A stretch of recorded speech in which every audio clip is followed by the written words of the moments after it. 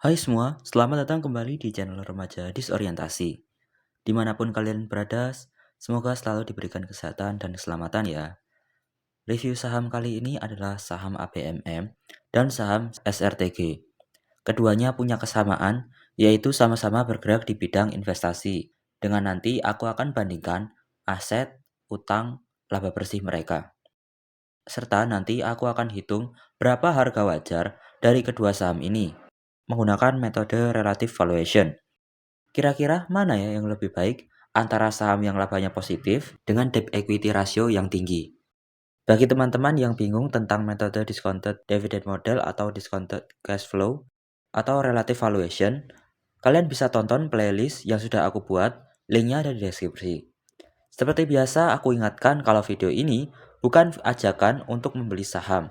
Video ini hanya berisi informasi tentang analisa saham. Semua kerugian atau keuntungan akibat membeli saham yang ada dalam video ini ditanggung pribadi masing-masing. Kita mulai dari profil kedua saham. ABMM IPO tahun 2011 dengan harga IPO di 3.750. Saat ini market cap saham ABMM di 10,3 triliun. Saham ABMM bergerak di bidang investasi dengan fokus investasi ke perusahaan tambang, batubara, dengan emiten GEMS.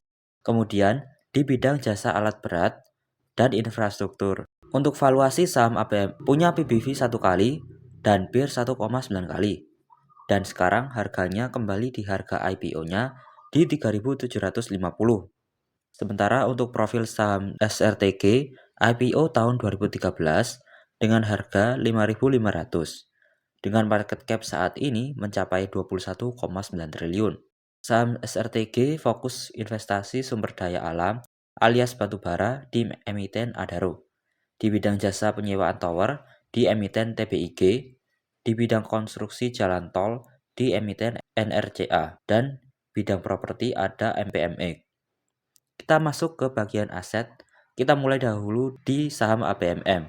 Saat ini, aset saham ABMM mengalami pertumbuhan sebesar 14% dari 1,9 miliar US dollar menjadi 2,2 miliar US dollar atau 34 triliun. Aset ABMM yang mengalami peningkatan sekaligus porsi paling besar adalah aset tetap neto dengan porsi 30% dari total seluruh aset yang didominasi mesin dan peralatan alat berat sebesar 364 juta US dollar.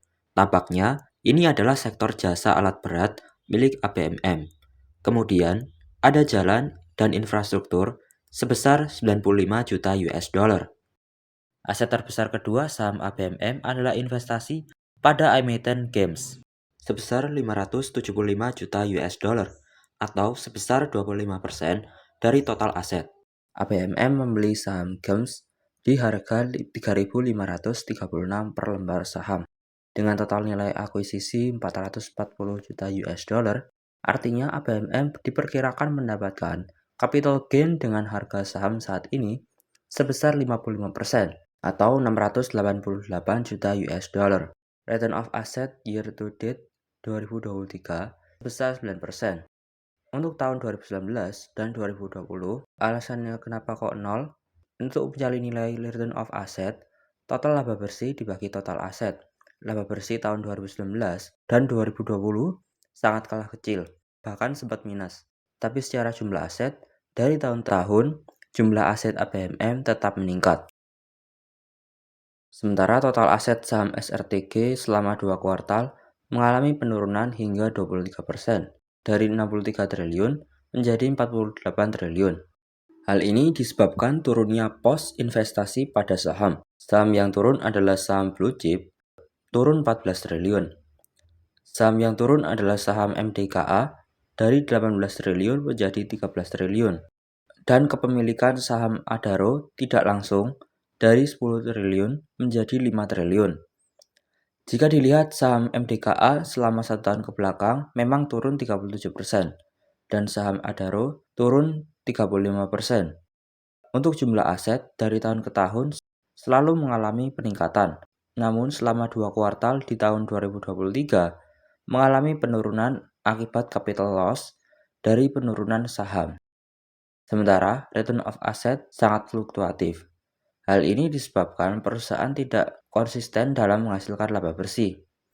Dan selama tahun 2023, return of asset secara year to date negatif 25% karena rugi bersih 12 triliun. Beralih ke utang saham ABMM meningkat hingga 11% dari 1,3 miliar US dollar menjadi 1,5 miliar US dollar atau 23 triliun dengan debt equity ratio secara year to date sebesar 204%. Untuk utang, saham ABMM perlu perhatian khusus dari segi jumlah utang dan rasio utang karena debt equity ratio lebih dari 200%. Hal ini berpotensi gagal bayar. Dan jika kita lihat lebih seksama, kenaikan utang dari tahun ke tahun selaras dengan kenaikan aset perusahaan. Artinya, aset yang meningkat berasal dari utang. Sementara untuk utang saham SRTG dibilang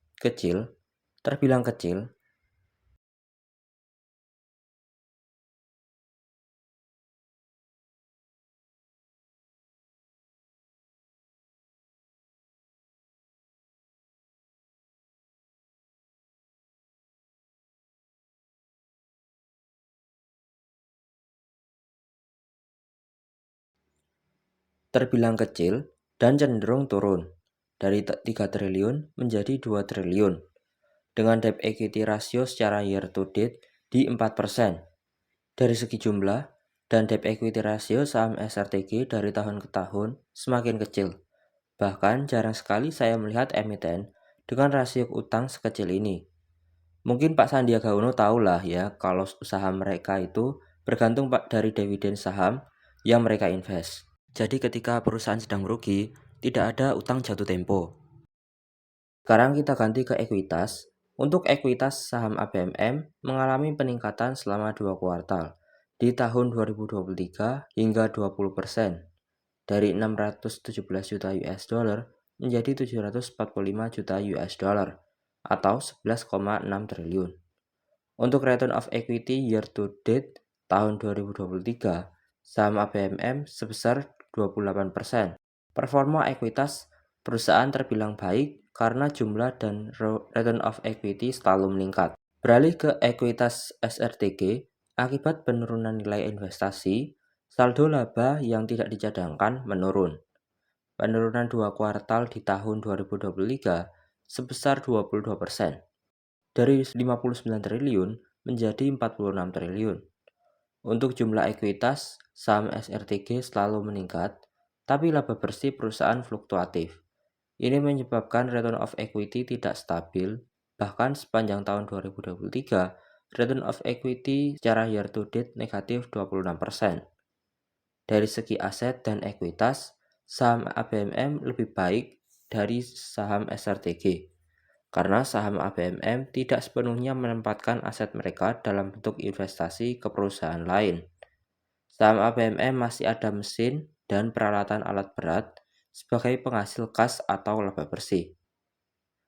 Tapi dari segi hutang, dimenangkan oleh saham SRTG karena debt equity ratio sangat kecil. Jika dibandingkan dengan saham ABMM dengan debt equity ratio lebih dari 200%. Apalagi cash ratio saham ABMM hanya sebesar 30%. Hal ini perlu diwaspadai apabila perusahaan tidak bisa bayar hutang.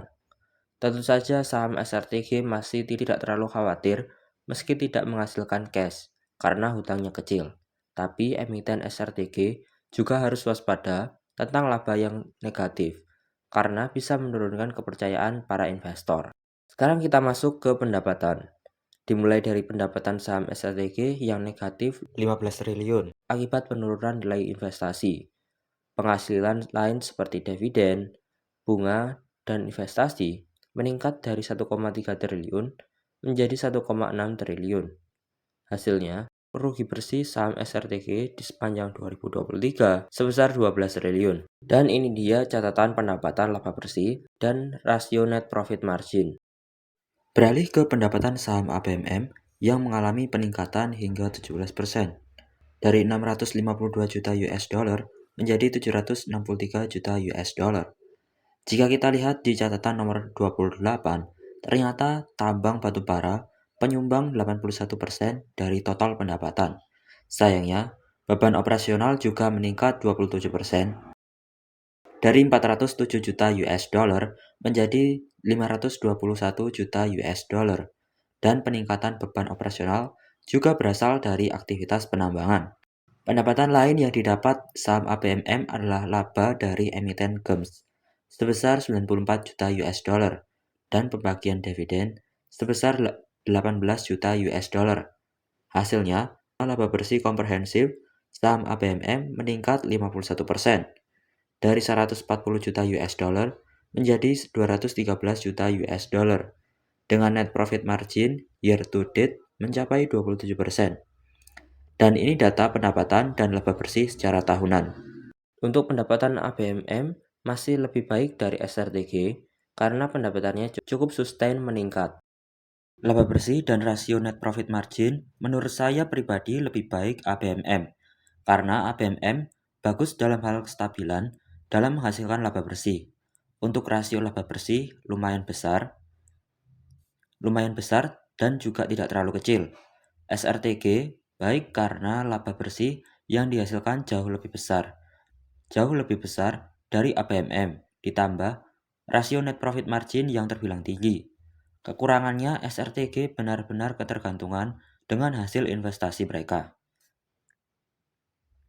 Untuk dividen yang dibagikan bisa kalian bandingkan sendiri, dan ini dia datanya. Terakhir, aku akan memperkirakan harga wajar dari kedua saham ini menggunakan metode relative valuation. Aku mulai dari saham ABMM, PIR rata-rata 3,59 dikalikan dengan earning per share secara trailing 12 month di 2100. Hasilnya 7.539.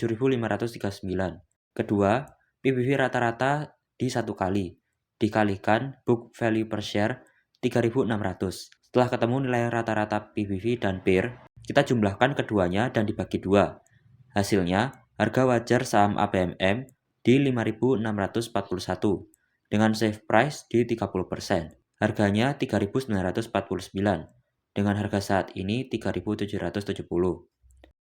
Kemudian, untuk PIR rata-rata saham SLTG 2,7 kali dikalikan earning per share trailing 12 month di negatif 246.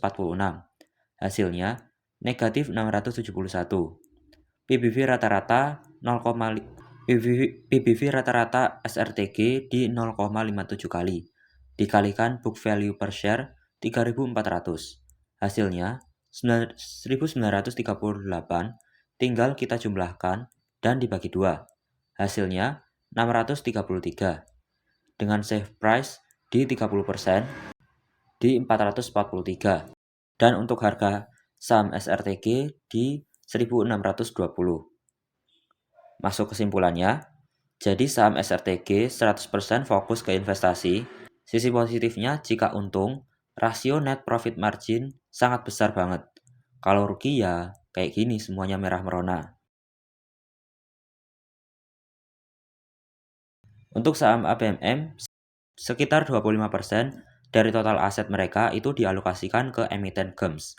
Sisanya, mereka melakukan kegiatan usaha dengan mengintegrasikan kegiatan pertambangan dari hulu ke hilir, mulai dari tambang, kemudian alat berat, jalan tol, sewa kapal, dan lain-lain.